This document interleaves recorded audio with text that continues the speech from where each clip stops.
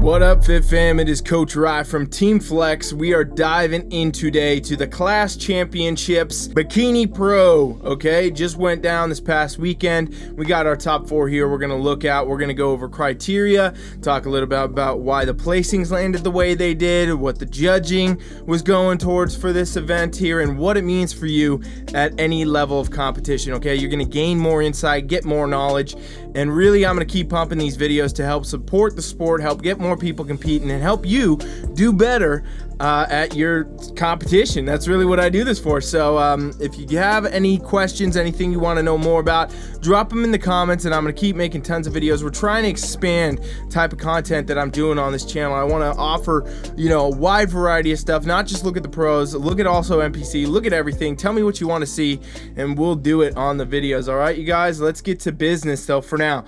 So here is our top 4 from the Klash Championships. This just took place this past weekend. It's one of the best bikini pro shows out there. Klash series competitions, if there's any around you, you guys, definitely go do it. Okay, they have NPC level ones too. Obviously, it's not just only the pros. We're gonna look at the pros today though, because the pros give us a really clear idea of exactly what judges want to see and what that means, trickling down to NPC level. And we'll do some NPC reviews on Klash series as well coming up here when those photos are released and everything there. But yeah, Klash Championships, great competition. Highly encourage you guys check that one out if it's in your area. It is one I definitely like to support, and I think it's a great competition. So here's our pro bikini, and we have Alexandra here. She was the winner. We have Marieva right here, and she got 2nd place.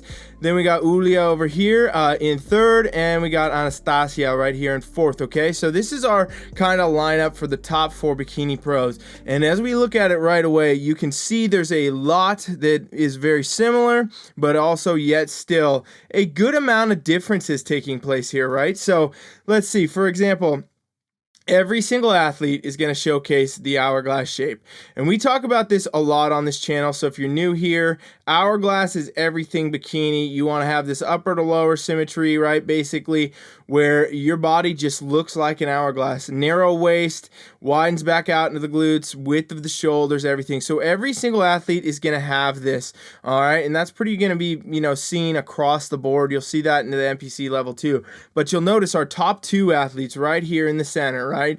They have the beneficial version of it, if you will, right? These ladies on the outside, Ulia over here and Anastasia, still great killer physiques, a little bit wider in the waist though, a little bit thicker looking in the waist than compared to our top 2. So, the more dramatic of a tapered look you can get, the more narrow you can make this waist look, whether that's by literally narrowing your waist, training your abs a very specific way to do this. I've talked about vacuums on this channel. I've talked about training your TVA, diaphragmatic breathing, these things that can really shrink in the waist. If you're not doing that stuff, definitely be doing that. That will help. That's one way to do it. And there's also, the effect of creating a width up top. So the more that you can enhance your shoulders, really, right? Like get more development, get more fullness, get more roundness. Well, all that does is it makes the upper body look more dominant, which means that, okay, we got a bigger width up top. Now, even no matter what, if you change the waist not at all, the taper looks more dramatic, okay? So, as we look at the ladies on the outer sides of this call out here, it's a little bit more of a square, rectangular type physique for them, a little bit thicker in the waist, maybe a little bit lacking in the shoulders compared to our top 2, where they are smaller in the waist and still, having a little bit more development in the shoulder region as well. So that tapered look becomes key, it becomes critical, and everything, again, of course, has to still match in the lower body. So you'll see, glute shape becomes very important. Every single athlete's going to have this.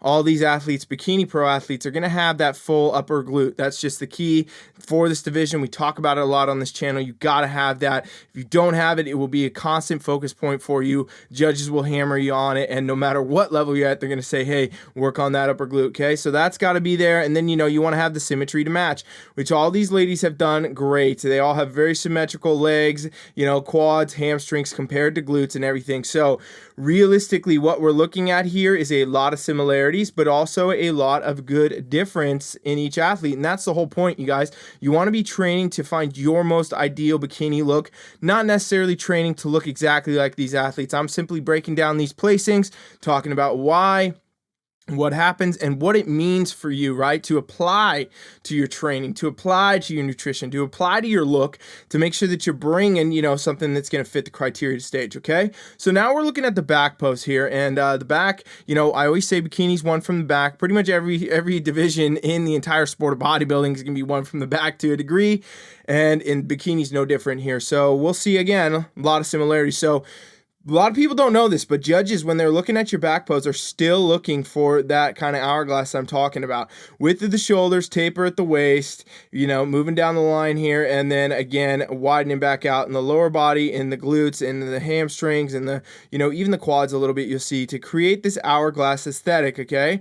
Really important, again, to have this. Like, if you want to be a bikini competitor, your goal is hourglass. Find that symmetry up, down, left, right. That's what's going to create the best outcome for you on stage, no matter your level, no matter if you're a first timer, no matter if you're trying to get a pro card, you're a top contender for a pro card, or you already have one. You need to be working that hourglass and kind of enhancing that shape on your physique all of the time. Symmetry is king and queen and whatever else in bikini. You gotta have it, okay? So now we'll see here. Really good development to all these athletes' glutes. Everybody's got that upper glute, like I mentioned. There's no question there. They got overall fullness to the glute, and, you know, tie-in zones are showing as well. So the tie-in here, this is something that judges do look for, slight separation between the glutes and the hamstrings. Not deep cuts, not deep, you know, graininess, not super shredded up, even though we all use the term shredded, lean, all this stuff, right?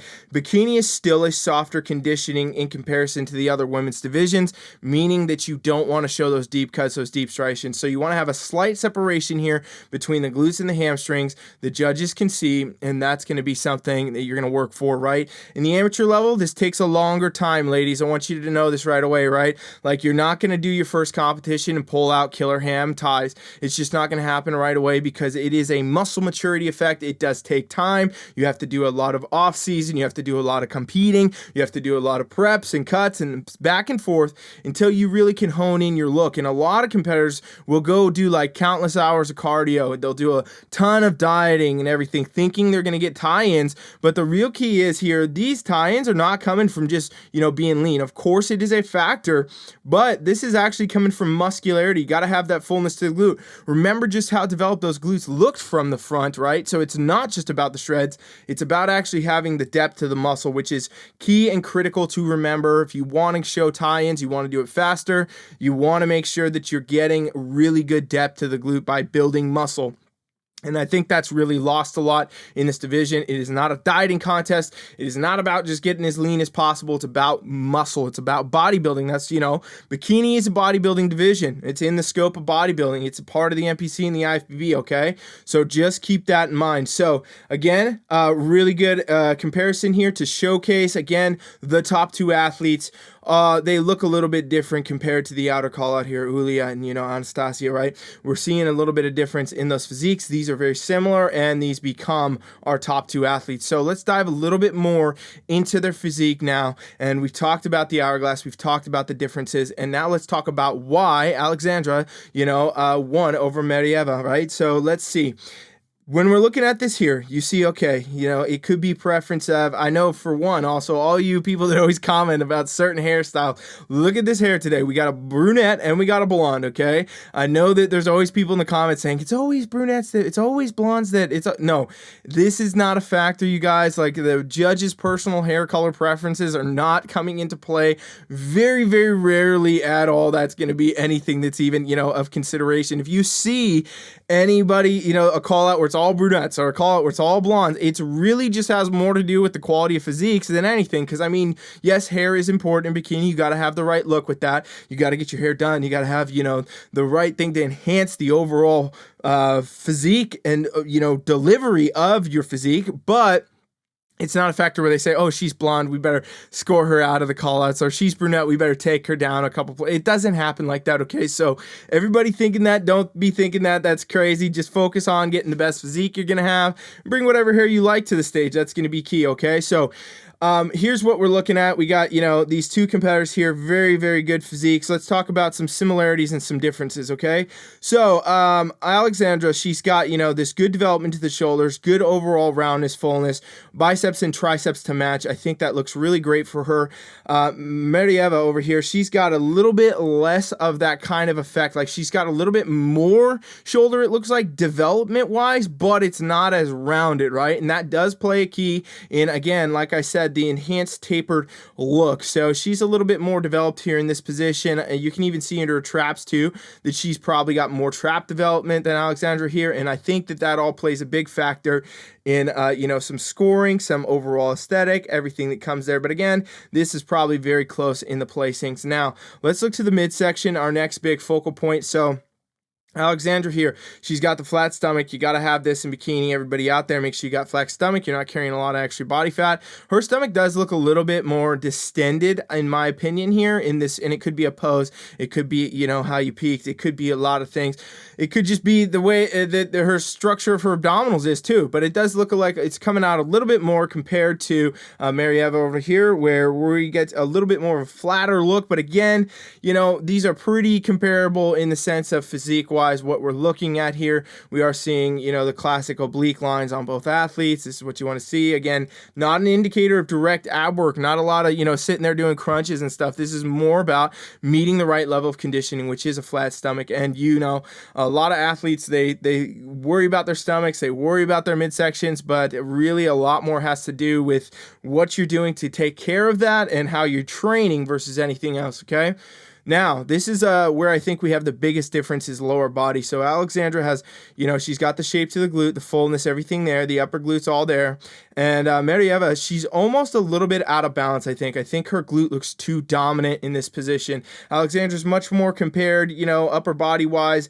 And if we're talking about symmetry, it's a much more symmetrical look for her, in my opinion, compared to the shoulders, to the waist, to the glutes, to the hamstrings and the quads. Then we get over here on Marieva, like she's got a lot more of that glute development going on. And yes, hamstrings a bit bigger too, quads a bit bigger too, but it almost looks over dominant compared to the upper body in that sense, and I think that could have definitely been a role in the scoring, okay? So now here's our back shot, and it's a little bit obviously zoomed in, but these are the shots that are on NPC News, and thanks NPC News for all the photos we use on this channel, you guys. If you're not following the stuff over there, go check those out. They are fantastic for documenting everything, and you get to learn more.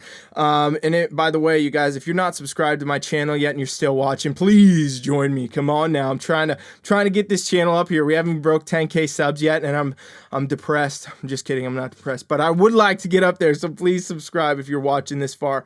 All right, let's go here.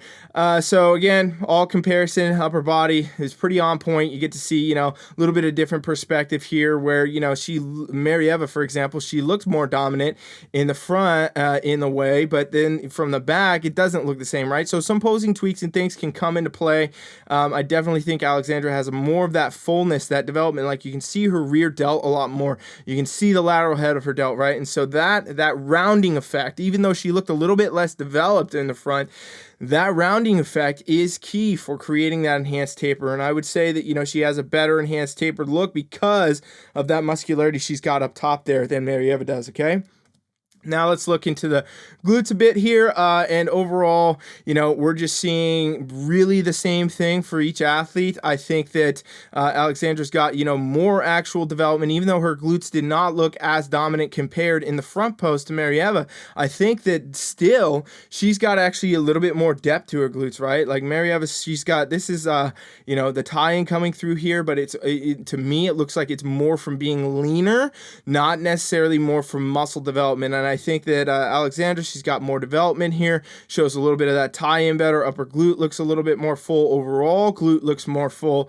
Again, scoring is going to be, you know, dictated in that direction, I think, at that point, because again, more full of a look, and that's what judges want to see. So it's definitely interesting to see, you know, these tweaks. I also think Marieva, it could just be this angle here, but her pose looks a little bit off to me, and I think that that does make a difference. You know, she looks like she's a bit too extended upward, like maybe doing a lot more of an arch, which kind of probably could have thrown off just overall how she presented, and could have even brought these glutes in a little bit too much, right? Ladies, when you're doing your back pose, if you overarch, you overextend, you will flatten out your glutes, okay? It's important to remember that. You don't want to be sitting there, you know, overextending, and you don't want to be flexing the glutes when you're doing this. You really want to get into position, focus on, you know, the hips, and then bring it through to the end. And it's not something where you should be sitting there trying to flex the glutes, everything like that. It will result in poor placing, poor structure there. So that inevitably, I think, is what brought Alexandra to the win at this one.